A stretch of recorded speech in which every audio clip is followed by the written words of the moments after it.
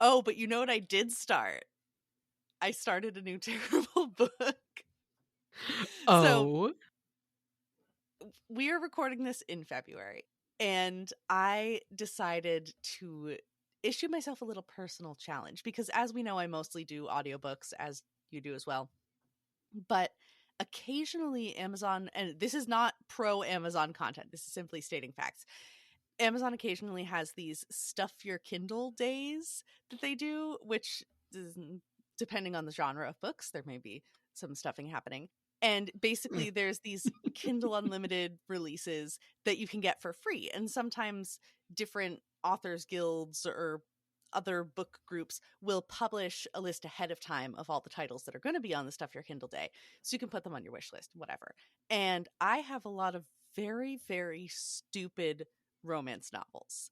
Stuff like The Omega's Passion, or, Oh God. their Twisted Desire, something like that. I have a whole bunch of those that I have not touched since I downloaded them. But I'm just going to see how many I can just mainline before Valentine's Day. And the one that I started today is a gay cowboy one called Commitment Ranch, which is so stupid as a title. This man who apparently grew up on the ranch, but now he's a lawyer, but now he's coming back to the ranch. There's a whole thing. He feeds a carrot to a newborn foal. And I'm not a horse girl, but I know that mammals need to be weaned from milk before they can eat solid food. So this man who grew up around horses should not be shoving carrots into the face of a baby horse. And I got very incensed about that. So clearly they know nothing about horses. How does your veterinary professional spouse feel about this? Oh, they haven't heard about it yet because I started it today while I was at work. Oh. So they'll Ooh. get the updates. But the main man's name is Ford and the other guy's name is Stony. And oh my fucking god, I just realized his Stony and his son's name is Quartz, which is also a stone, which is so stupid. And they were lovers in college, and then they broke up, and Stony left Ford and had a baby with his cousin, but now it's kind of implied that he didn't With fuck Ford's the cousin? Yeah, he's bi, I guess, which is great. But Ford's being weird about it because, of course, he is, because people hate bi people. So there's intrigue. It is written so badly, and I'm loving it. So the Commitment Ranch is my current. It was published in 2016. That's all I got. The quality of the writing is not good, but I am reading it, and I have so many other things on the same literary caliber as Commitment Ranch. Wait, let me actually just open my Kindle app and see what else we've got title-wise. My god, the art for Commitment Ranch. I do have some good books on my Kindle app, but mostly, yeah, I have The Elven King's Captive, Fated Rivers. The Omega's Fate, mated to the Alpha One. So that's the first in a series. I think the whole point of the Omegaverse is that they're always mated to the Alpha. I think that's the whole thing. The Dragon Heirs Omega. Oh my god, it's a dragon fucking Omegaverse? Yeah, this one's just called Veiled, and it has a skull with snakes and roses coming out of it that looks like maybe AI. Yeah, so there's all kinds of literary masterpieces that I will get to enjoy for free. So if this, Oh my whenever this is god. coming out, you should just Google when the next Stuff Your Kindle Day is, and you can get these stupid, stupid books that somebody obviously put time and effort and love into, and I will still enjoy them. So this is no shade to the authors or to the readers, because I am now one of the readers. But if you need something totally brainless, it's free, $3.99. I just finished Once and Future by A.R. Capetta and Corey McCarthy, which is not good. It's it's an Arthurian, it sort of bills itself as like a queer Arthurian retelling, but it's in like a hyper capitalist like sci-fi society, future society, in which the main character, she's the 42nd reincarnation of King Arthur. And Merlin shows up, and he's been aging backwards, so he's a teenager now. Oh my god. He's a gay teenager, and he falls for Parsifal. And, you know, there's Queen Guinevere, who gets married to Arthur as a political marriage. It's a whole, like... Does she have to pull the chip out of the mainframe? How did they... No, she genuinely has Excalibur, which she pulls out of an oak tree on Old Earth when they crash land on it. It's... Fuck yeah, that rules. It does, but the narrative really just kind of... like, you can tell it was written by two authors. I feel like the narrative is not super consistent. We're kind of just pulling things out of nowhere. I feel like you could have been better off either just doing a sci-fi retelling of Arthur and the Round Table, or doing like a reincarnation thing, but not... It wasn't super well executed. I wanted to like it more, because I don't know whether I've talked about here before. I kind of would like to get more into Arthurian myths, because it's sort of a major mythos that I haven't spent a lot of time with. Mm-hmm. You know, I've read a lot of Greek and Roman stuff, like classical mythology. I've read, you know, a shit ton of Norse myths and sagas and eddas. I've, you know, read some Anglo-Saxon stuff, but the like Arthurian mythos as its own sort of separate grouping of legends is not one that I'm terribly familiar with. Yeah, I don't think we've talked about that before, but that seems... No, but it is one that's like very commonly used and referenced in fantasy. Mm-hmm.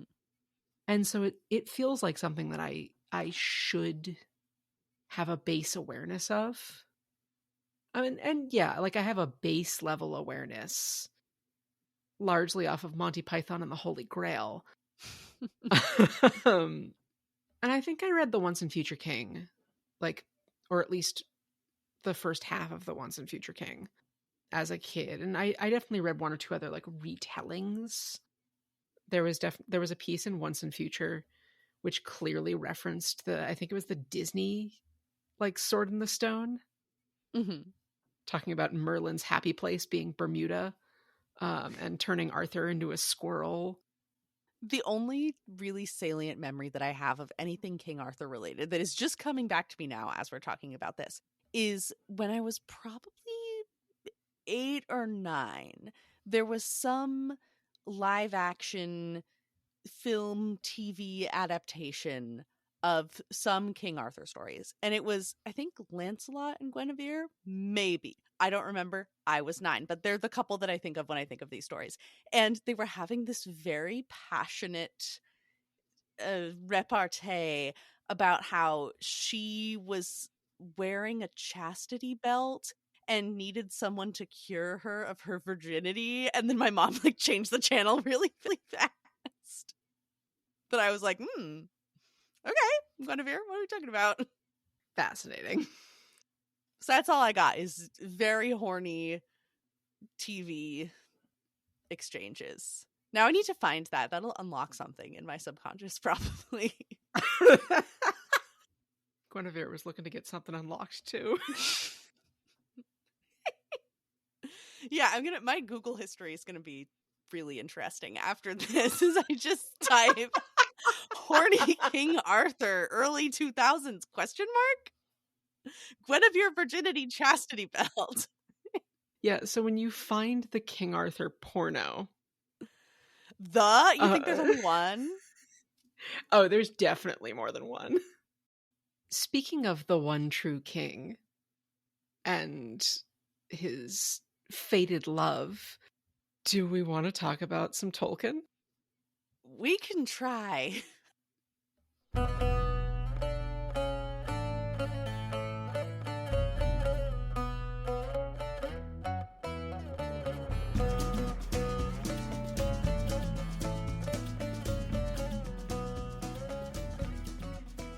Hello, everyone, and welcome back to another episode of the Fandom Apprentice.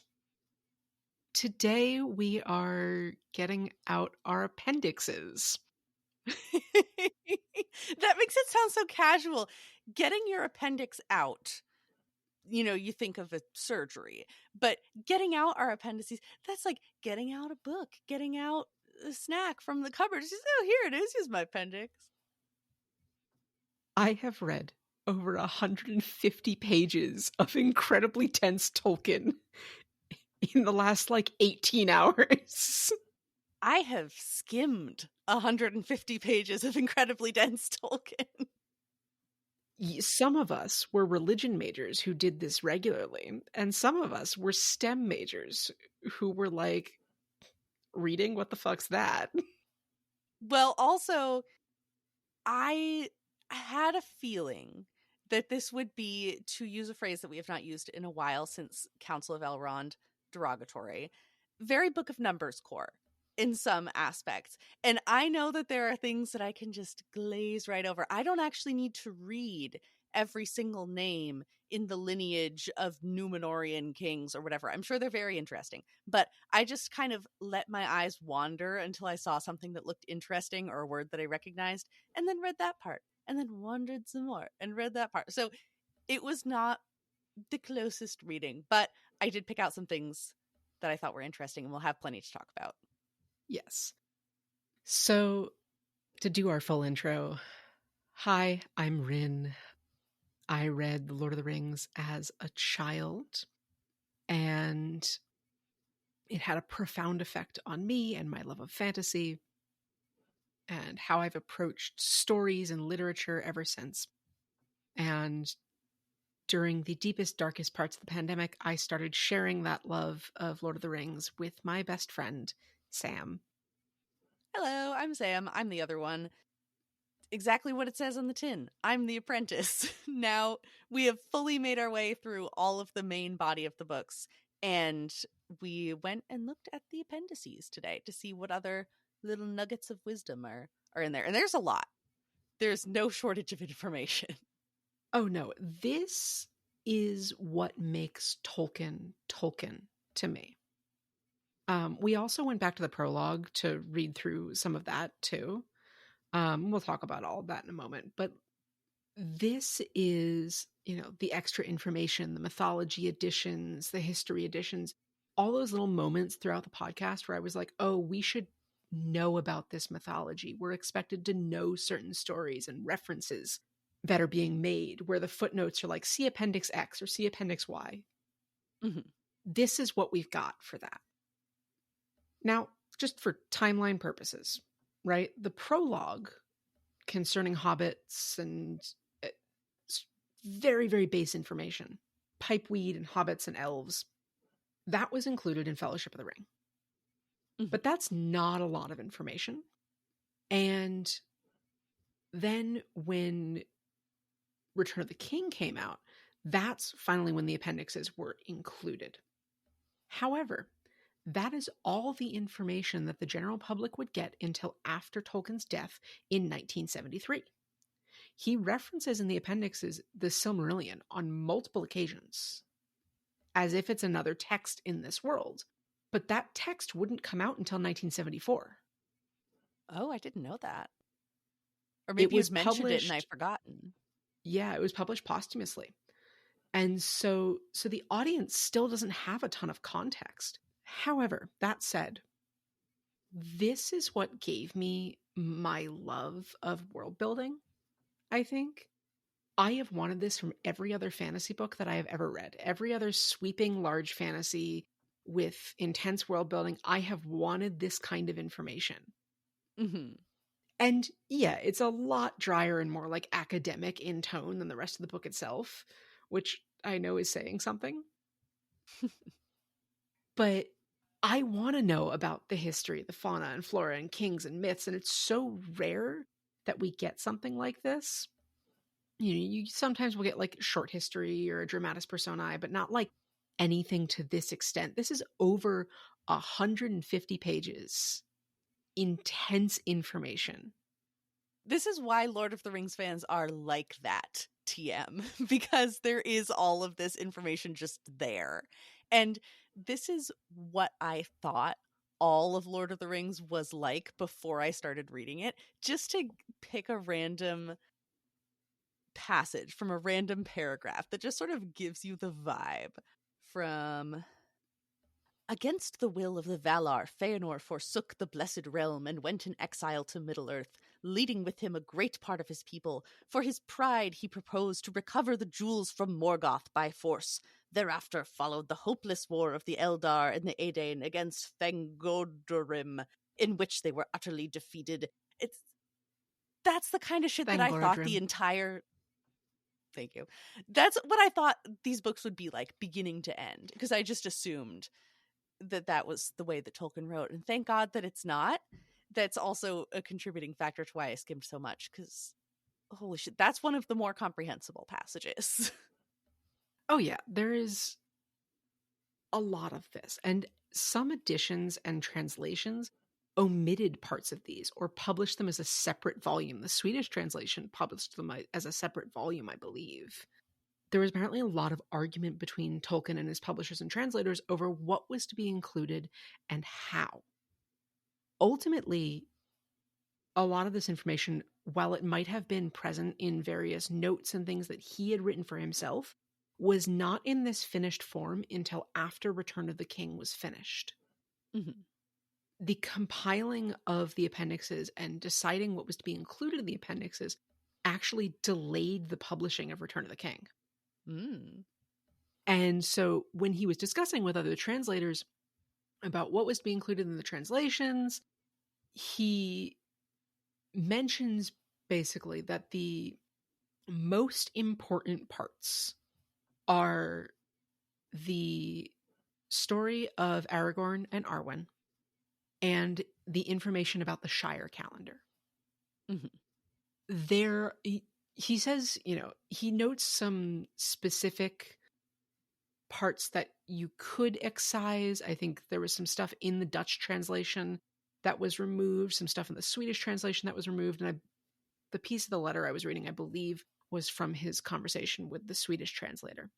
But he does say that, a good portion of this is essential to the narrative. He thought it was essential that readers should have access to this information to fully get the most out of his story. Now, granted, it wasn't given to the readers until the story was fully complete, but then they could go back, just as sort of I mentally was reading through some of this and being like, yes, I remember this, but now that I'm actually reading it again, having done this deep, intense reading of Lord of the Rings, I'm slotting in little pieces of information here and there. Yeah, and that's really... They're appendices. That's how they're meant to be used. You're not supposed to do what we did and just sit down and read them. I mean, you can if you want, but they're meant to supplement other things. And I had the luxury of just having you bring up stuff that was relevant so I could just sort of breathe through the story. But if I was doing this completely on my own, and especially if I was doing it without the internet to explain how to pronounce things or why certain things were related or important, they would be invaluable. As much as I sort of gripe about how dense and impenetrable they are, they're really important to have and really useful. I'm sure there were so many arguments between nerdy little friend groups before Return of the King came out about official pronunciations or theories about why certain things were the way they were, and then to have them finally canonized and set in stone. I'm sure there were some people who were just like, yes, I fucking told you. Oh, 100%. The fandom discourse. All of the little fandom apprentices talking about the teachings of the professor. Anyway, we also went back and discussed a little bit of the prologue. And specifically, I wanted to go back to Concerning Hobbits because of the Scouring of the Shire. Because in the prologue, we learn about the mayor, his duties, the post office, and the sheriffs before Sharky and Lotho got to them. We also learn about the Bounders. We get a quick rundown of the Finding of the Ring, the Hobbit. And so in the prologue, we sort of get a sense of what the Shire is supposed to be like, Mm-hmm. which makes it all the more stark because we don't get a ton about the Shire in the actual text of the book. Yeah. And so having gone through Scouring of the Shire so recently, I wanted to go back to that beginning and be like, what was Tolkien setting us up with? And then come to the end here where he does, both the prologue and the appendix refer to points from the whole story. And so it's interesting to read them both together now, having just finished the whole story, and sort of see what he was trying to make sure readers had access to, either before or after the story was finished. Yeah.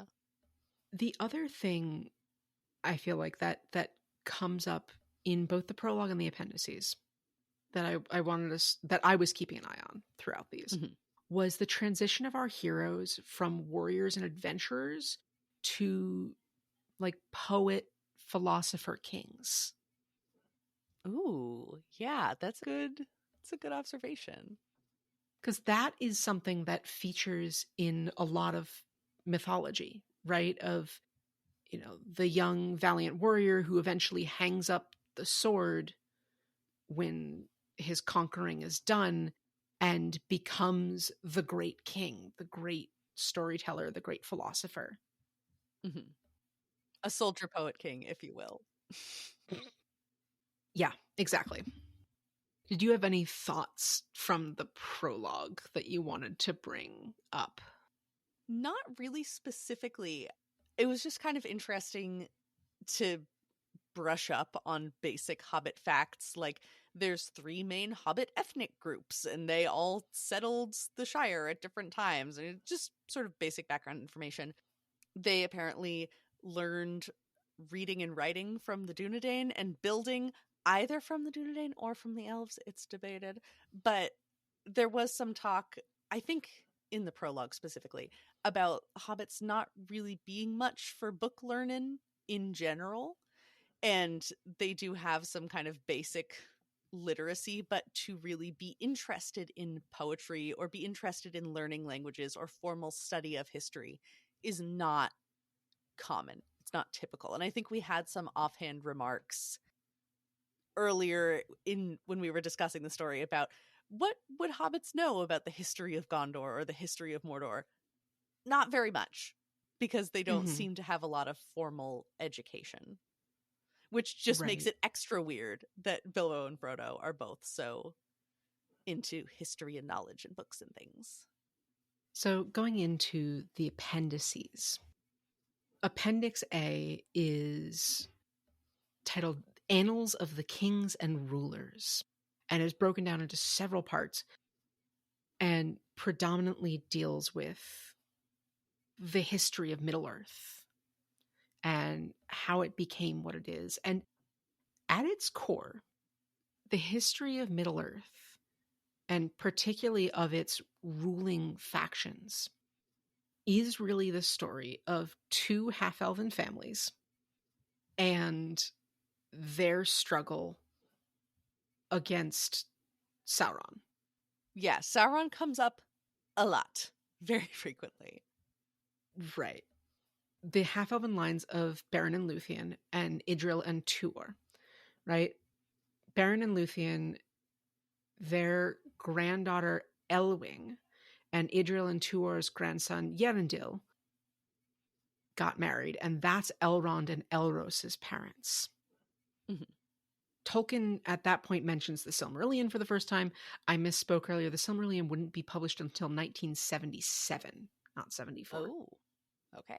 So my thought was, by mentioning it here, he may have been trying to get his publisher to publish it, because he had the Silmarillion written, more or less, at this point. Not edited, but written, because he tried to submit it to his publisher, to Allen and Unwin, after the success of The Hobbit. Mm-hmm. And they said it was too much. Give us something else about hobbits, please.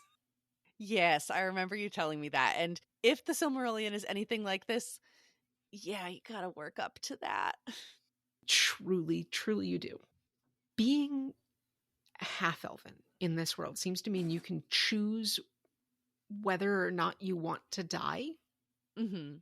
and when, like being of that line. So in this case, Elros decides to be mortal and Elrond decides to be immortal. And Elros gives rise to the line of kings of Numenor. He fights with the Edain, who are a race of men against Morgoth, and they found the kingdom of Numenor. Reading this about the rise and fall of Numenor, I was like, this is some Tower of Babel shit. Tell me more about that. Their only command from the Valar was not to seek immortality. Like, you can come to this island that we have raised for you in the west, but you cannot come any further west. You cannot come to the Undying Lands. You cannot seek the power that the Eldar wield. Damn. You are subject to the doom of men. You must die in the end, even though your lifespan is thrice that of a normal man. Mm-hmm. And ultimately, they tried to invade the realm of the gods and the Undying Lands. The Valar aren't gods. Yeah, okay, fine. No, 'cause there's only one true god. Eru, the one who in Arda is known as Ilúvatar. Anyway, Numenor was struck down, the world was curved so it's no longer flat, and only the elves can sail the straight road to get to the Undying Lands. After the fall of Numenor, that's when Elendil and his sons come to Middle-earth and establish Arnor and Gondor. And this is when we hear more names that we know. Elendil and Isildur and Anarion, we've all heard. And that's when the war with Sauron starts. He's overthrown, the ring is taken. And then there's so many names. Yeah, there's a lot. There's, for my subsection for the realms in exile, I just wrote lots of names and then no other notes, because I'm sure that's all very interesting and you can dig into it and find out more about all those names, but I did not care about the names, and so I just glazed right over that. Keeping track of this has never come easily to me. This was honestly my downfall, I think, when I first tried to read the Silmarillion, was all the fucking names. Mm-hmm. I feel like I need a murder board to keep track of this thing with all the little red fucking string and like tacked on little note cards and be like, which king equals Ringwraith? Question mark. I need someone else to make this podcast, but for the Silmarillion, so that I can listen to it and do none of the work. I'm sure that somebody has. Yeah. Which, if you have and you're listening to this podcast, come talk to us. Yeah. But that is what I think Tolkien gets that some other fantasy writers don't. His names are like consistent in his world lore. They often repeat as if they're real fucking people. Like, how many goddamn Edwards were king of England? How many Williams? Like, there's so fucking many of these motherfuckers. So for the fact that there's, 7 Durins, yeah, that makes sense. It's love that. It's annoying as all fuck, but it makes sense. The one thing that has me really wanting to read the Silmarillion is the promise of more dwarf lore, because the appendices are very cagey about dwarves. They allude to there just not being a lot of information about them and them being secretive people. I want to know their secrets. And also, just in general, Tolkien is so careful explaining how he's citing all of these different imaginary sources that he made up and saying these things will be in italics and these things will be in quotes and these things will be in brackets, and I have done my utmost to do a faithful translation, but in some cases I may have made errors. And it's just the scholarly, I guess, the academic rigor, I don't know, the integrity to make sure that every single source is properly attributed to its made up person is delightful. After Isildur dies and the Second Age ends, we have the heirs of Isildur in the north and the heirs of Anarion and Gondor. We get a history of Arnor and its conflict with the Witch King, the trials and tribulations of the three kingdoms it ends up splitting into, Arthedain, Rudor, and Cardolan.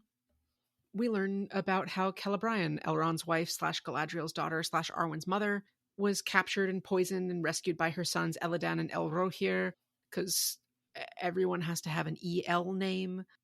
Naturally. And yeah, again, this is why it's so fucking hard to keep these names in your head. For example, we have Elros tar Miniator, Vardimir tar Amandil, tar Elendil, tar Meneldar, tar Aldarian, tar Ancalame, tar Anarian, tar Surian, tar Telperian. By the way, that tar Elendil and tar Anarian are not the Elendil and Anarian that eventually come to Middle-earth, but a different one. I also noticed later when we're talking about the stewards of Gondor, there is a Boromir, son of Denethor. Oh my god, it's not our Boromir? It's not our Boromir and it's not our fucking Denethor. Because I noticed there was another Baragond, and I wrote down, oh, our Baragond must be named after this one from the myths. Hate. Like, it makes sense. It makes the world feel very rich, and it makes the world make logical sense. You could easily step into Middle-earth, and yeah, sure, there's definitely logical inconsistencies in places, because it was made up in the mind of a Catholic English professor. Mm-hmm. There's going to be some fuckery, as we've noted throughout the podcast, but compared to fantasy stories where authors are like, I'm never going to repeat a name, you are always going to be able to identify the characters and where they are in time, it's sort of like, okay, cool, but the world is so much more messy than that. And as much as it irks me sometimes when I'm trying to remember certain details or learn more about it, Middle-earth feels messy. An appropriate amount of messy. Yeah, it feels like real history. There's a long and very detailed history of Gondor. One of the things that I seized on with familiar names, oh, these are people that we actually know. Aragorn makes a law that big people will not enter the Shire, and so he abides by his own law, but occasionally hangs out at the Great Bridge and Merry and Pippin. And Master Samwise the Mayor, which I had to stop and text you in all caps about, they all go and hang out with him. And we find out that Eleanor becomes Eleanor the Fair, and she becomes one of Arwen's ladies in waiting, which is really sweet. I did do some math when we got the timeline later. Mm-hmm. Eleanor becomes one of Queen Evenstar's ladies in waiting at age 15. Oh, a baby. So she is like a kid. Yeah. Because as we know, hobbits age slower. She ends up getting married at age 30, which as we know is really young for hobbits. Yeah, that's not even... Do they come of age at 33? Yes. Yeah. So that's, she got married at 17. Mm-hmm. Basically. I'm just imagining Sam and Rose getting mad at her and saying, no, you're too young. You're going, well, this is not as dangerous and irresponsible as you carrying the ring up Mount Doom, Dad. Oh, you were fucking your boss when you were my age. At least he's not my boss. I'm sure she has so much dirt on both of her parents. Yeah, I mean, because Sam was of age by the time that they went off on the quest. Mm-hmm. But he and Frodo were together before that. Yeah, clearly. Pippin, however, was a child. So she can, truly be like, well, Uncle Pippin left on the quest when he was 28. Dad. I'm not even killing anyone, Dad. Come on. Not a phase. This is who I really am. Arwen said it was okay. And Arwen was 2,700 years old when she got married. So late bloomer. Speaking of age, Aragorn lives to be 210. Good for him. I know that I was very sad when I realized he would not return to Lothlorien as a living man. And I'm now even sadder about that for reasons that we'll get to. But at least he has a long, happy life, so good for him. Yes. Before we get to the tale of Aragorn and Arwen, because that is coming up momentarily, Get your tissues. we got some issues that we start to recognize during this very, very long and detailed history of Gondor. Because Arnor falls fairly early in the Third Age, relatively speaking. It splits into three kingdoms, and then eventually the three kingdoms go away. Fornost is sacked by the Witch King of Angmar, who at the time it wasn't known that he was a ringwraith, whole thing. But I started to get some things that we recognized. I started to hear about Turgon, who was steward of Gondor when Sauron rose again and returned to Mordor. Turgon's son is Ecthelion II. That's a name I recognized. And he starts fighting Mordor. At that point, Sauron moves into Isengard. Ecthelion II is advised by a man named Thorongil, who comes from the north and counsels against trusting Sauron, and he ends up clashing with Denethor II, who we met. He's the son of Ecthelion. Okay, so this is our Denethor. This is our Denethor. Okay. Thorongil says to trust Gandalf, so of course Denethor doesn't. So this is the origin of Denethor and Gandalf's beef. Okay. Because Denethor clashed with Thorongil, and Thorongil and Gandalf got along. So this is revealed slightly later. But do you have any thoughts on who Thorongil is? Wait. He'd be like in his 20s or 30s at this point.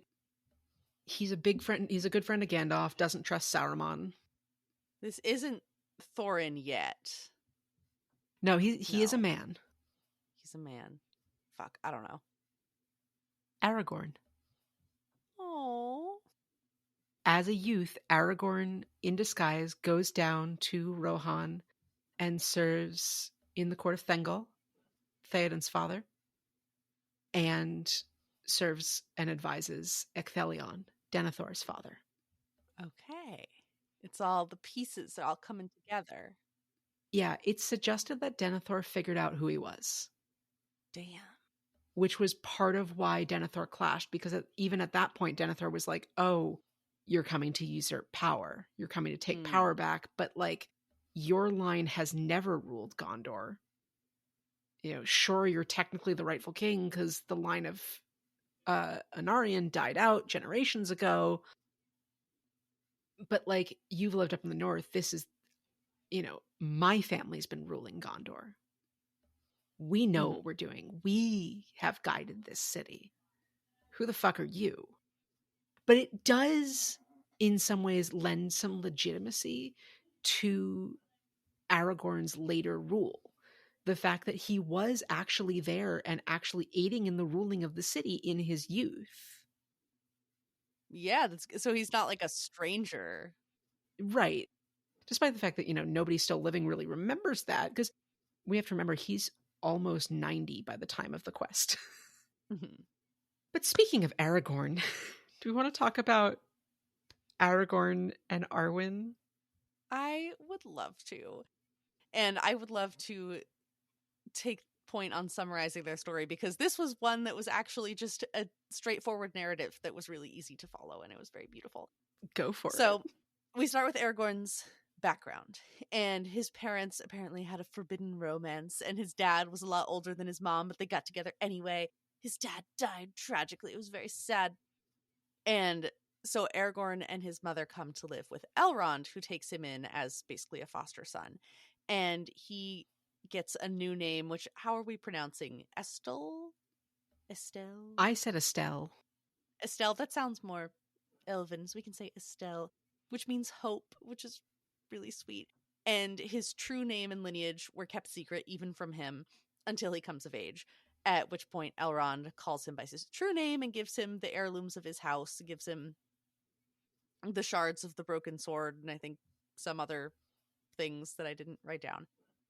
And so he is thrilled about this, and he's walking in the forest and he's singing songs about Beren and Luthien, and the scene where Beren sees Luthien for the first time, and then he goes, holy shit, it's Luthien, she's here, I must have learned the traditions of the great elf minstrels, and I can make the things I sing about real, because that is the only explanation for the most beautiful woman I've ever seen appearing in front of me. It's Luthien, and I am nothing compared to her. I'm but a worm. She is amazing. She's radiant. And it's love at first sight. Yeah, but it's not Luthien, it's her great-great-granddaughter, Arwen. Because we have to Mhm. remember, Arwen is Luthien's great-great-granddaughter. And he tells her that she looks like Luthien, and she says, yeah, I get that a lot. Like, he's not. Apparently people say that to her all the time, which is so fucking funny. And apparently she had been living in Lothlorien with her mother, which is why they hadn't met up until this point. Her grandmother. Her grandmother, excuse me. Yeah, that avoids any sort of weird stepbrother nonsense. Good thinking, yeah, Tolkien. It avoids it becoming a weird stepbrother porn. Yeah.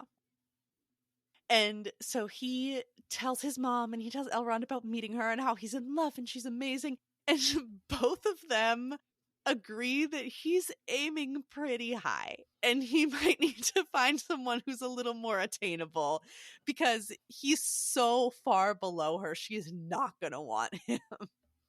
Well, and Elrond is like, you have to stop mooning over my daughter. You have a destiny.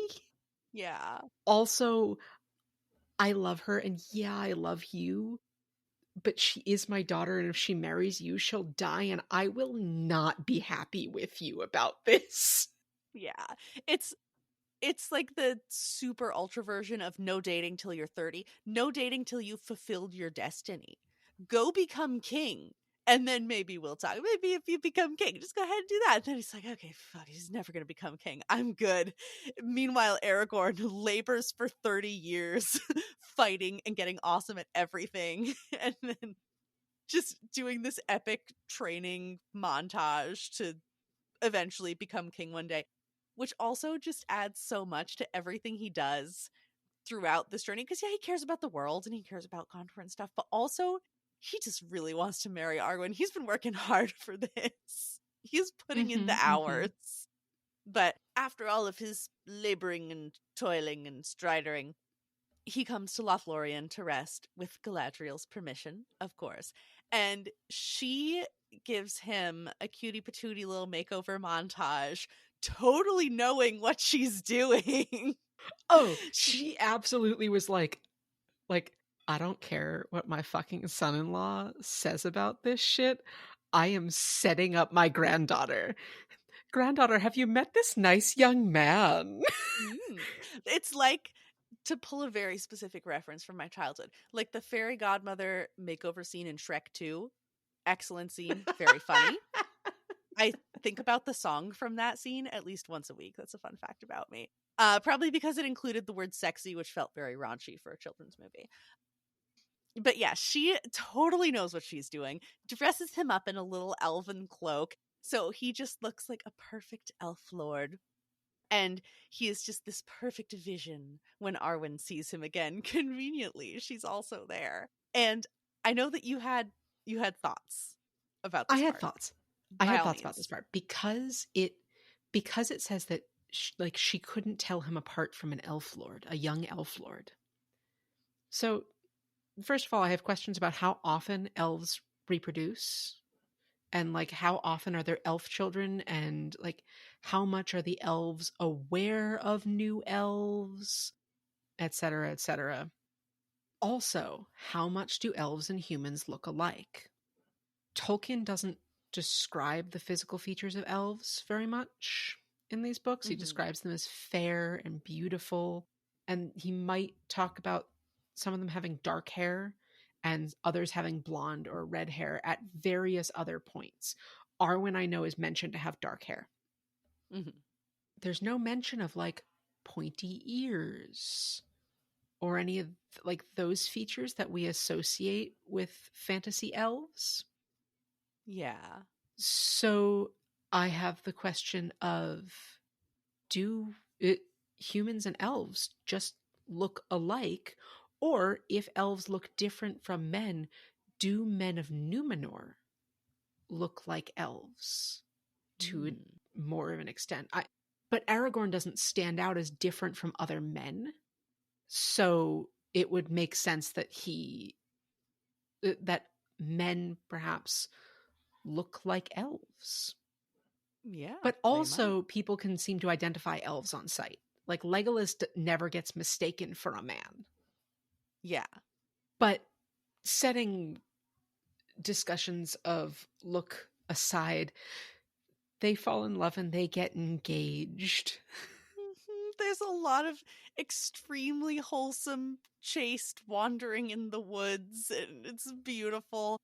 They fall in love, and they do reckon with the fact that Arwen will have to choose him or her family, and she chooses him. And Elrond is very sad about this. He's like, I asked you to do one fucking thing, which was stop mooning over my daughter.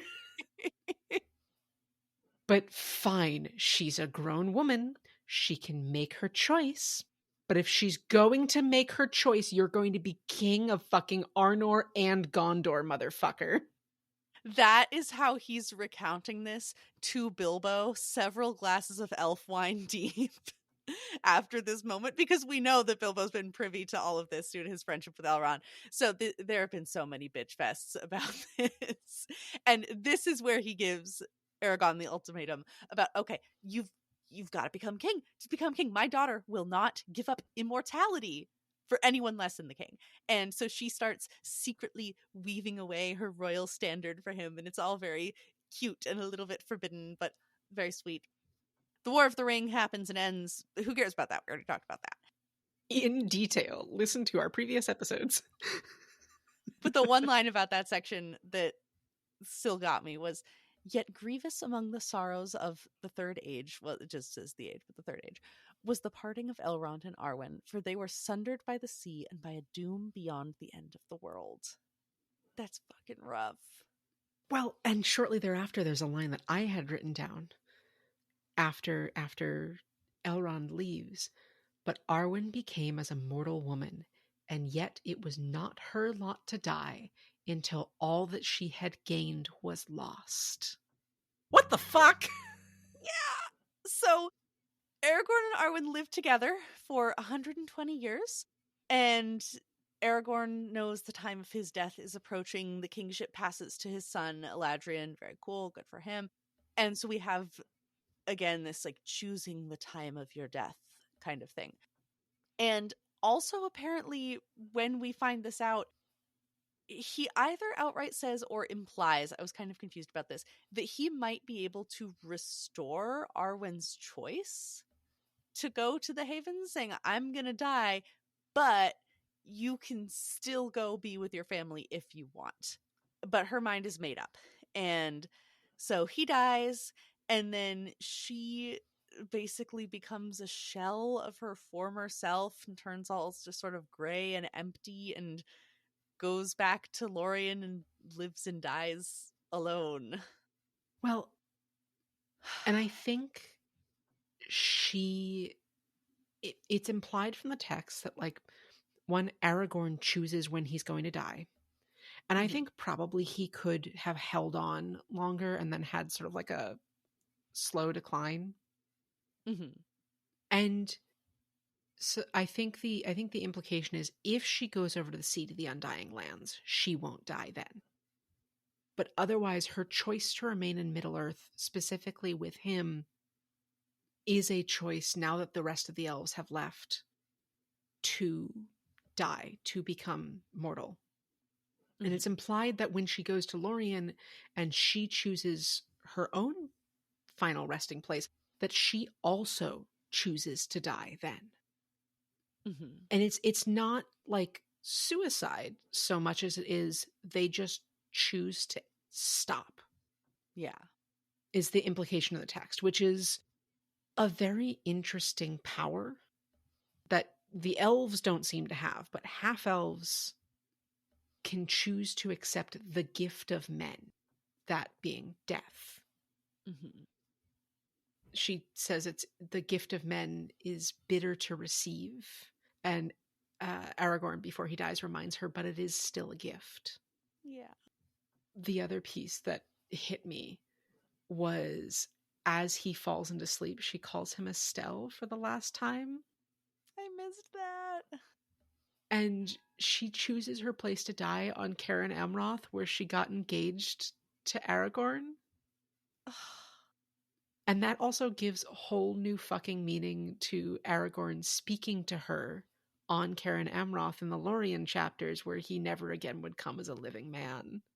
Yeah, that's Because the that's where part he that I fucking was got like, engaged. ah. And where she dies. Yeah, that's fucking rough. It's beautiful. It's poetic.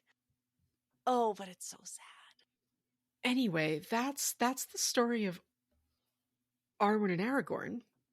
Real quick to breeze through, there's some history of the House of Eorl, so the Rohirrim, which is the Gondorian name for them. But really the piece that I wanted to hit on towards the end of this, unless you had anything, but I didn't see anything in your notes, was on Éomer. Éomer marries the daughter of Prince Imrahil. Who Wouldn't that is make named... her like his cousin or something? So, or no, Imrahil's related to Faramir. Okay. Phew. yeah, I'm about to get to that momentarily. So Éomer gets married to Lothiriel, the daughter of Imrahil, and their son Elfwine the Fair ruled after him. So, and Faramir, who is the nephew of Imrahil, the son of Imrahil's sister, marries Éowyn, who is Éomer's sister, which I believe, I didn't do out the actual mapping, but I believe that makes... So Elfwine the Fair and any other children of Éomer and Lothiriel would be Imrahil's grandchildren. Mm-hmm. Any children of Éowyn and Faramir would be the grand nibblings of Imrahil, Mm-hmm. which I believe makes them both first cousins through Éomer and Éowyn, and also second cousins once removed because of Faramir and his aunt. And I love a royal family tree that more closely resembles a bush. A wreath, if you will. Yeah, go look up the Habsburgs at some point. It's yeah, bad. I was gonna say, yep, royal families, they don't change. Even when they Nope. really should. When they should change. And this is significantly less bad than some of the royal families of our day. Mm-hmm. You know, the only problem is if Elfwine the Fair gets married to one of Faramir and Éowyn's kids. No. Then there's an issue, but we don't have that information. Anyway, we come to Durin's folk. Yay! My first note for this section was, give me Gimli or give me death. I need my boy. I was so ready for... I think I have the words Gimli girly at least 4 times through this section. That's in referring to you. Yes. Yeah, I enjoyed it. There's a lot of history stuff that I was not super interested in. I was, like I said before, very intrigued about all of the mystery surrounding the origin of dwarves. We know that Durin, the original Durin, was one of 7 fathers of the dwarves, and he kept having heirs that looked exactly like him, which was very funny. But we don't know who these other 6 guys were. We hear about Thrain and Thorin, which I initially thought were our 2 from The Hobbit, but I think are actually more distant ancestors, if I'm correct. Yep, because of course they are. And we hear about getting the Arkenstone, which, if we remember from The Hobbit, is like my favorite part. I love the Arkenstone. I love everything that happens with it. There's an age of prosperity. There's dwarf rings. There's a war with the orcs. There's a big one named Azog. They kill him. That's great. And then I think we get to Arthorin. Yeah, so Azog is the father of Bolg, who has a whole fucking feud with Thorin and his cousin Dane. Our Thorin is the son, who is Thorin II, is the son of Thrain II, who's the son of Thror, who I believe is the one who who gets killed by Azog. Mm-hmm. That tracks.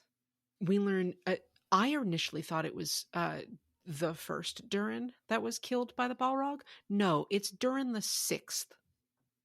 Of course it is.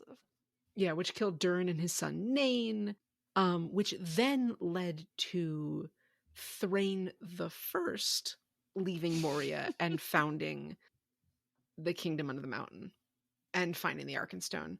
On the Balrog, Tolkien has a footnote there that it might not actually have been Durin that awoke it. It might have already been awake because the timing coincides with when Sauron was starting to gain power. So it might have woken up due to Sauron's growing power, and it was just imprisoned there after the last war with Morgoth, because the Valorukar, the Balrogs, were servants of Morgoth. Mm-hmm. And so the dwarves may have just accidentally released it rather than waking it up and unleashing it on Moria. So Take more that, fucking elves. dwarf slander. Yes. Anyway, Thorin's grandfather, had one of the 7 rings, which he gave to Thrain, which is eventually taken from him by a regrowing Sauron and Dol Guldur. There's a big war with the orcs, and that's where Thorin gets his name Oakenshield, because he uses a branch of an oak as a shield during the fight when his gets broken. We got a little bit of information on the dwarf ring. The 7 rings of the dwarves, they don't turn them into ring wraiths. They just make them sort of greedy and restless and desiring of gold and sort of lacking caution. Mm-hmm. And Thrain suffers from this corruption, and he actually goes out on an adventure with Balin and Dwalin, which makes The Hobbit so much sadder, because Balin and Dwalin had already been on an adventure with Thorin's father, and now they're going on an adventure with Thorin, and there's so many layers. They're old as fuck. Dwarves live a long time. Dwarves live truly a fucking long time. Anyway, the events of The Hobbit happen. Battle of the Five Armies. Thorin's cousin Dane Ironfoot, who was eventually the one who killed Azog, becomes king under the mountain. That same summer, Gandalf and the White Council drive Sauron out of Dol Guldur and Mirkwood, and he goes to Mordor and starts building problems and power down there. Mm-hmm. So that's the summer of 2941. We'll have 90 years until other shit happens. I also want to talk about dwarf women, because this, at this point, is when dwarf women come up. The only dwarf woman named is Dis, who is Thorin's sister, the mother of Fili and Kili. Tolkien says, quote, according to Gimli, there are very few dwarf women, less than 1/3 of total dwarves, and they look such like dwarf men that non-dwarves can't tell them apart. Mm-hmm. They also mate for life and only will ever marry one person, and many, both men and women, don't marry or don't want to be married due to either jealousy or being engrossed in their crafts, which a whole new meaning of married to his work. I'm going to go biologist here for a minute. Let's talk about sex ratios. Yes, please. I would love to hear about sex ratios. Tell me. So according to Fisher's principle, if both male and female young cost an equivalent amount of energy to produce, then the following applies. Assuming male births are less common than female births, then a newborn male has better prospects of mating than a newborn female, which means he can expect to have more offspring. Therefore, parents with a genetic predisposition to produce males have a higher fitness. More of their offspring will survive to adulthood and reproduce, which suggests that male preference births become more common. But as that ratio, the 1-to-1 sex ratio, is approached, that advantage of producing male offspring goes away, which means the preference will start to go away. The same holds true in reverse. So that 1-to-1 ratio in a sexual species will generally apply. When this ratio is skewed, there tends to be a few possible reasons. One, when we're talking about male and female ratios too, we're talking specifically in non-hermaphroditic species, except in the case of sequential hermaphroditism, like clownfish, which are all born male and change their sex if there's not a breeding female present, or the reverse in blue streak cleaner wrasse, for example, or where there's a large population of non-sexually active individuals, like in a bee or ant colony where there's only a few individuals that are capable of reproduction, or in a colony where there's a dominant breeding pair, like in canids, and the remainder present are their non-breeding family and help raise young. Certain birds act this way, marmots. The non-breeding family may start breeding if the dominance of the pair wanes or if one of them dies. This is infinitely more thought than Tolkien put into this. Then let's not get into dwarf gender. Mm-hmm.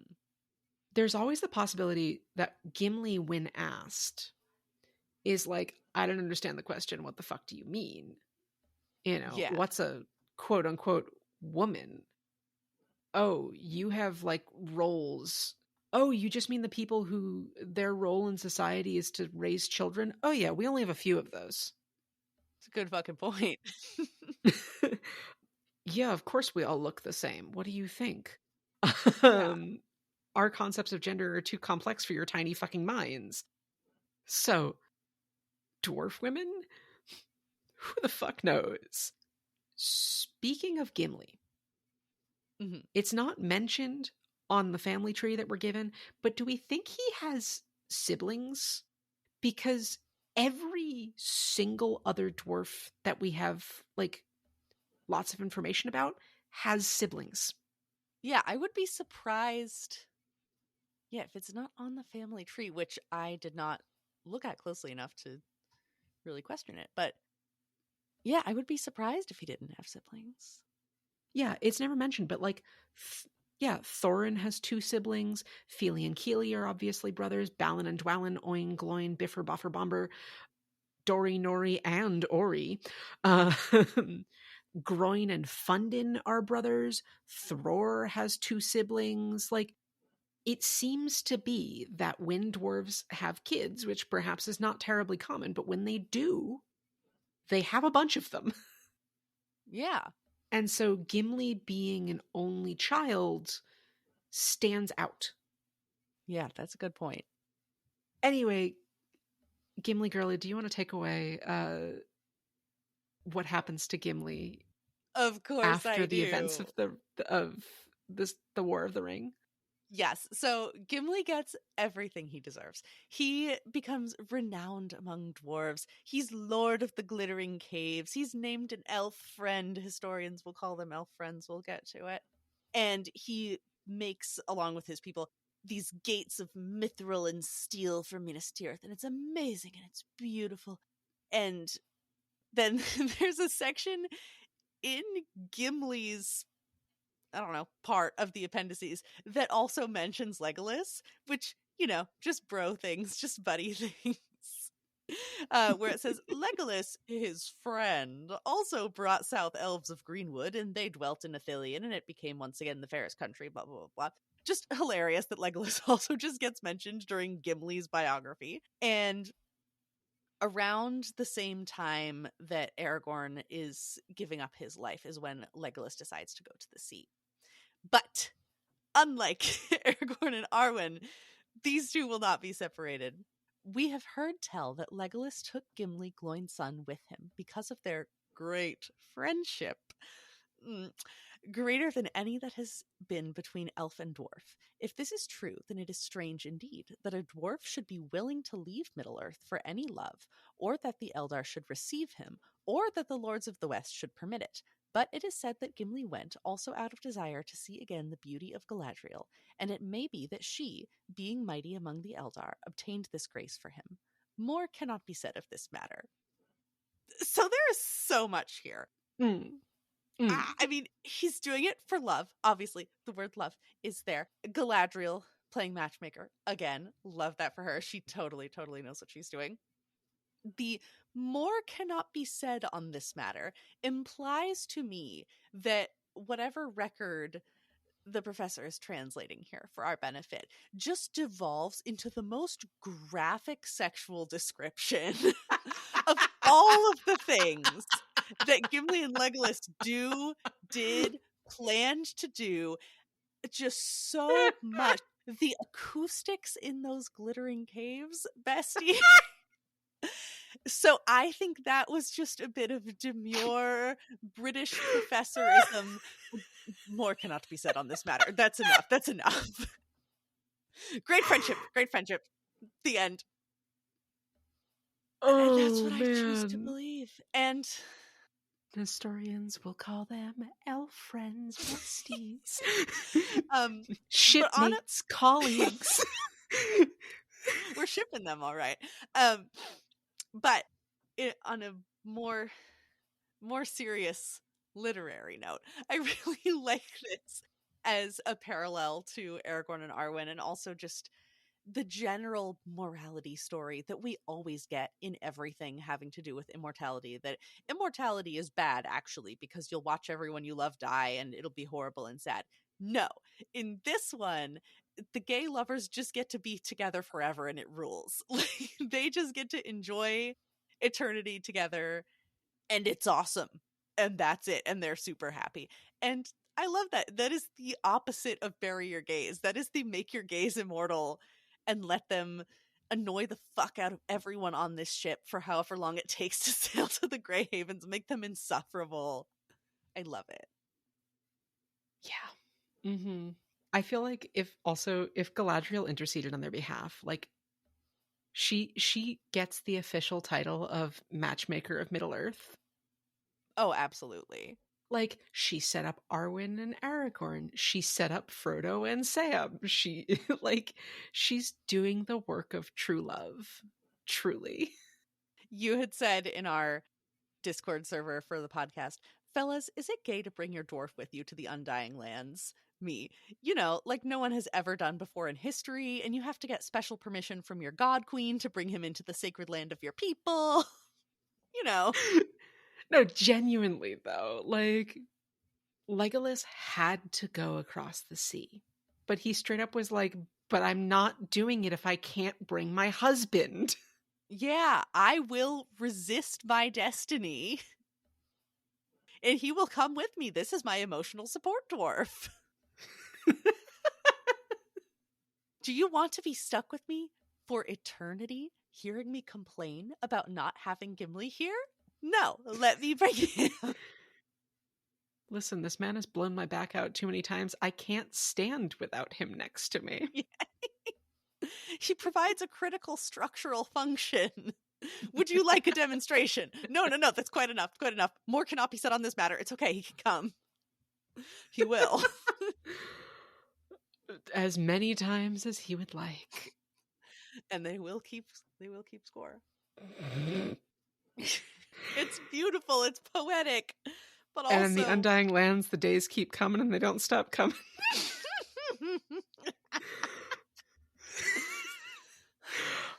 Anyway, that's all Appendix A. Yeah, they're very, very long. They're very long. I don't have a ton of other notes for the rest of them. I have a little bit for Appendix B, but nothing, like, not a lot for the others. Yeah, Appendix B is the Tale of Years, and it basically breaks down major events of the first, second, third, fourth ages. I did not write a ton of notes for this part. Random trivia: Faramir and Sam are the same age. They were born in the same year. That's fun. We get a little tiny bit about the origins of the wizards in the Third Age. Mm-hmm. That the Istari, or wizards, appeared in Middle-earth. It was afterwards said that they came out of the far west and were messengers sent to contest the power of Sauron and to unite all those who had the will to resist him, but they were forbidden to match his power with power or to seek to dominate elves or men by force and fear. And apparently Saruman used to be a good guy, and he was up there with Gandalf as the highest of the order, which just makes everything about him sadder. But then there's just like a bunch of random trivia summarizing events that we already know. We do get some later events concerning the members of the Fellowship of the Ring. I don't know if you had any notes on that part. I think we'll work up to that because I have a few other notes sort of throughout this section. Yeah. Hit me. I was sort of noting where we see Sauron. Frequently, We mostly everywhere. Yeah, all the time. This section mostly deals with the second and third age, and then the beginning of the fourth age. The One Ring isn't forged until second age 1600, roughly.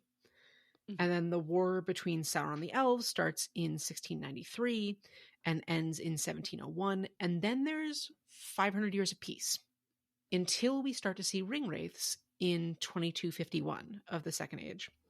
And then we don't see more of Sauron until almost 1,000 years later in Second Age 3262, when he gets brought to Numenor as a prisoner and starts causing problems, which leads to the downfall of Numenor in 3319. And then it's not until over 100 years later that the last alliance of men and elves is forged. And then there's a 7-year siege from 3434 to 3441 when the Second Age ends, when Isildur takes the One Ring. Also, so many of the events of the Third Age I fully thought were in the Second Age, and I just kind of like shifted everything in my brain. But I forget that there's thousands of years in here. Mm-hmm. Just for some context, if we were to go back, roughly 5,000 years, so from when the ring was destroyed back to when the ring was forged, if we were to do that today, there were still mammoths walking around on Wrangel Island in Russia. Damn. Yeah, the pyramids were starting to be built. Like, these are timescales that we as non-Numenorians who do not have 300 years to live just simply cannot fathom. Mm-hmm.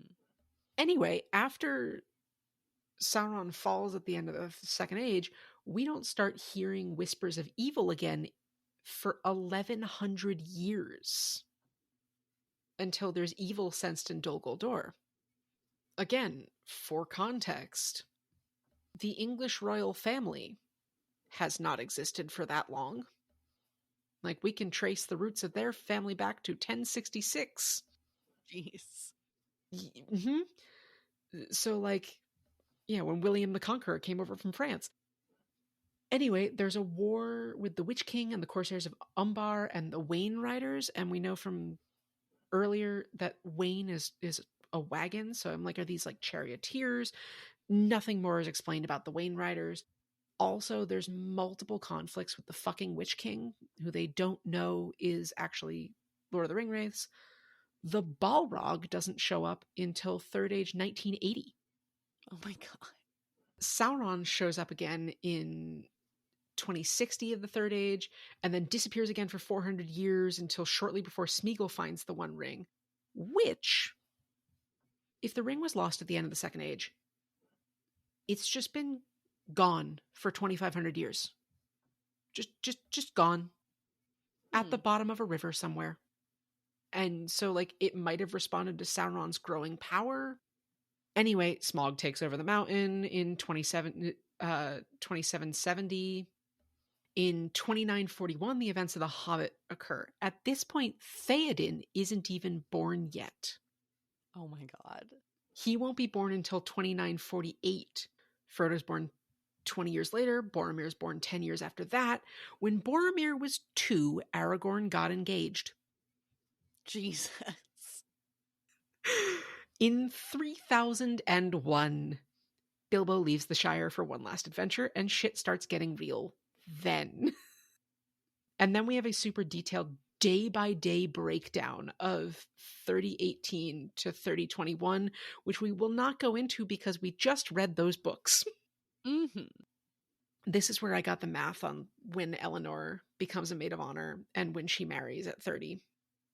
And then Rose eventually passes away in 3082, or by Shire reckoning 1482, because they have a slightly different calendar. And do you want to talk about what happens to Sam?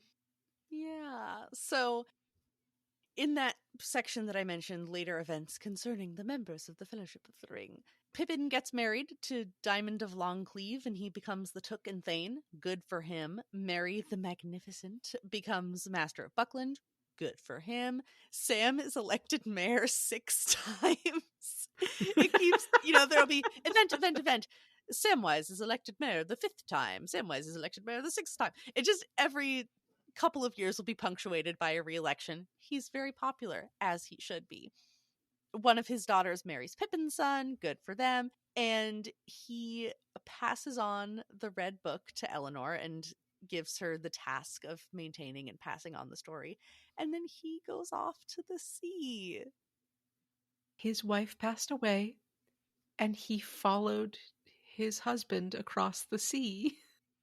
I didn't even write down a specific quote about it. I don't even have commentary like I did for Legolas and Gimli because it's just too much in my heart, in my soul. The feelings are too raw and fragile in there. But yeah. Well, because of that, I'm going to stab you just a little bit because I have a quote. Okay, hit me.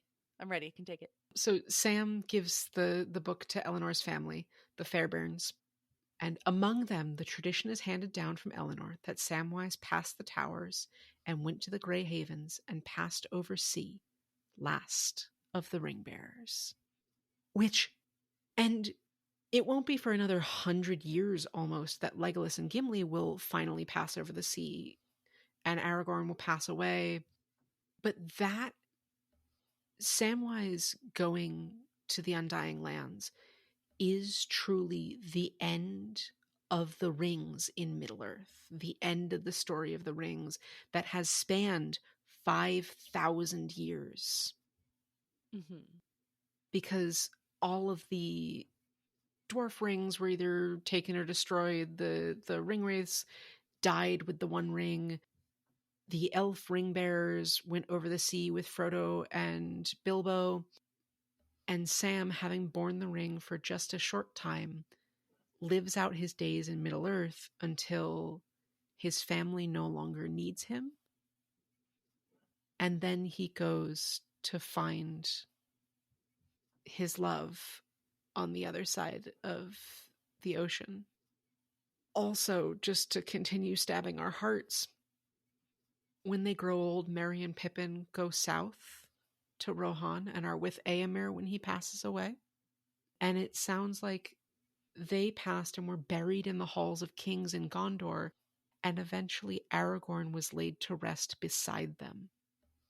Which, fuck me, I guess. I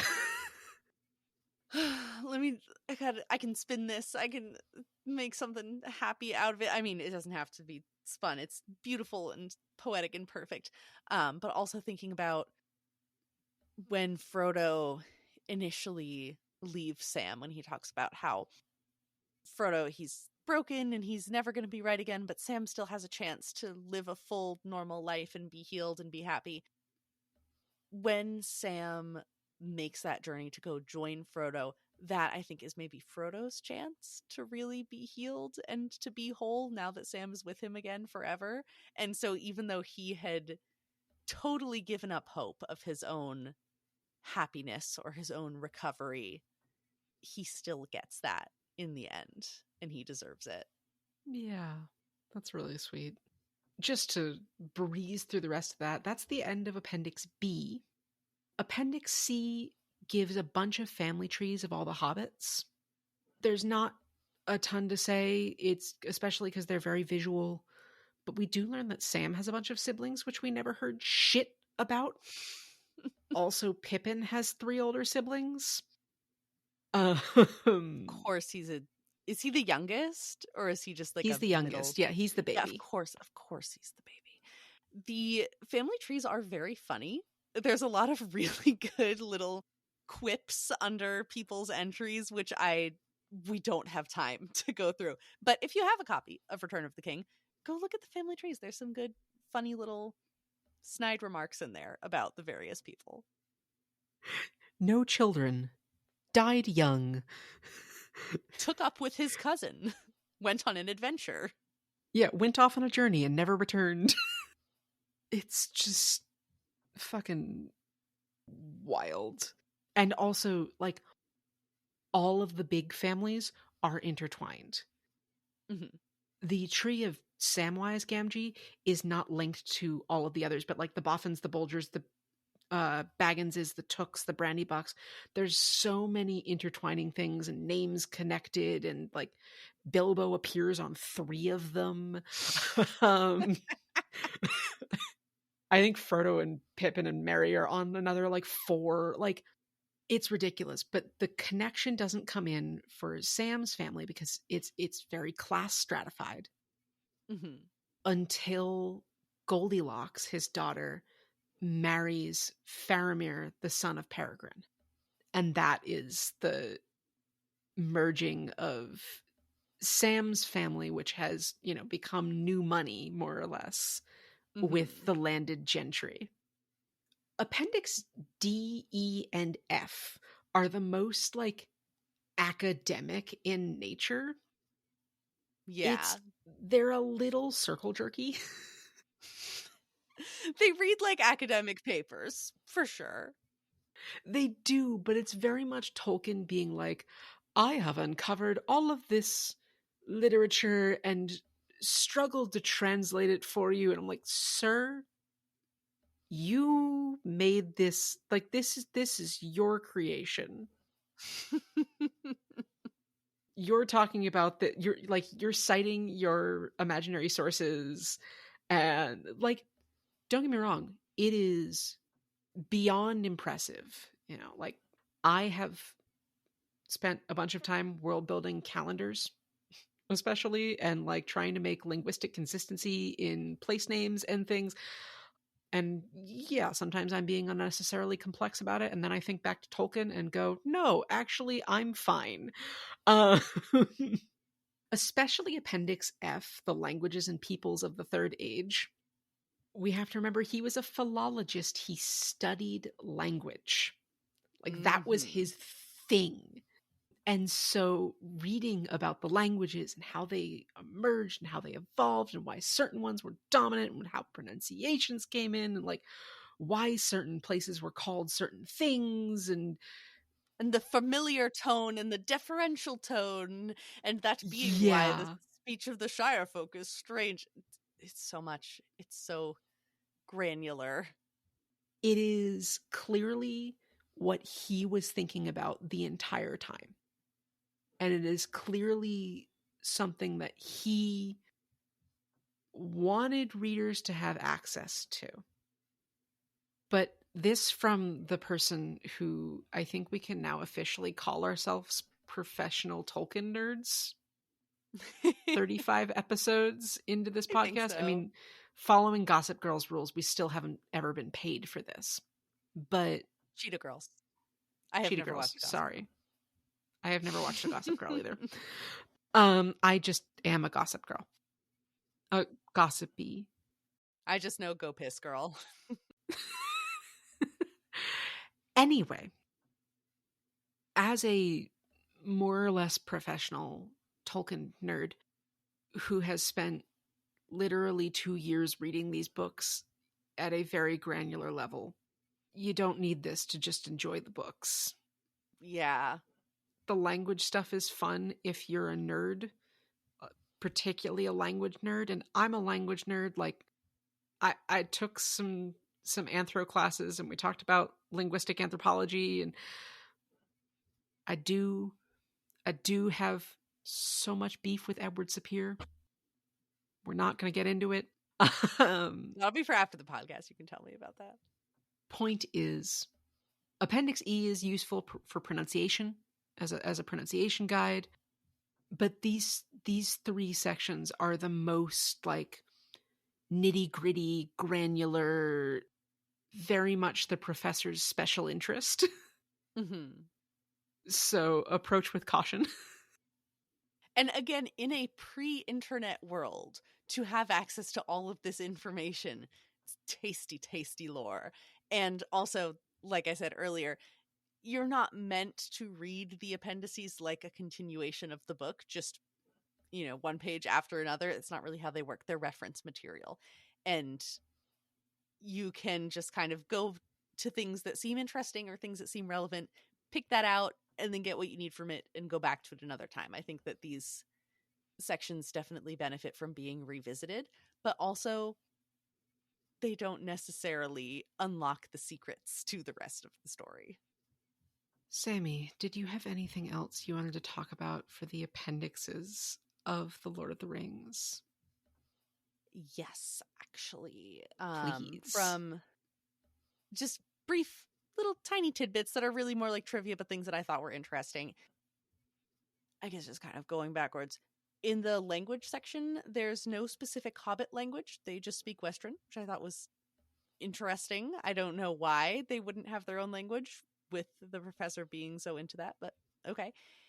And in the Shire calendar, the Shire folk apparently don't do much to commemorate the events of the War of the Ring, which kind of makes sense given how disinterested they were in Frodo, especially. They liked the pomp and pageantry, especially of Merry and Pippin being these big military commanders, and they're tall now and they have cool outfits and they ride horses. Okay.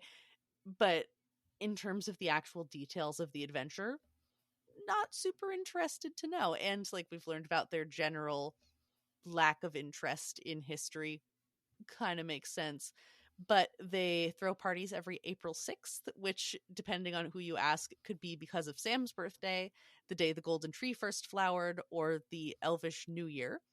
And they also blow the Horn of the Mark at sundown every November 2nd, which is the anniversary of the day that they had the big uprising and the scouring of the Shire. So those were the only... Oh my God. And one more thing. From the languages and people section, I am so sorry that I forgot the bit about dwarves. Dwarves have secret names. They have secret names that they don't reveal to anyone, and they don't even engrave it on their tombstones. Why? We don't know. It's a mystery, but I am very intrigued. I need to know the secret dwarf names. But that's really all I had for the rest of the appendices. Yeah, it's discussed kind of that, like, the dwarves keep their language very close to the Vests. Like, the only bits of dwarven language that we learn are, like, place names from Gimli. Mm-hmm. And I'm sure Legolas has learned many curses and other various terminology. More cannot be said on this matter. More cannot be said. But the dwarvish, like Khuzdul, the language is it's a closed practice. They keep it to themselves, and it's sort of discussed throughout that, Tolkien kind of considers the dwarves a mysterious people, and in some ways it's because they're pulled from an entirely different series of mythos in inspiration from the rest of the stories.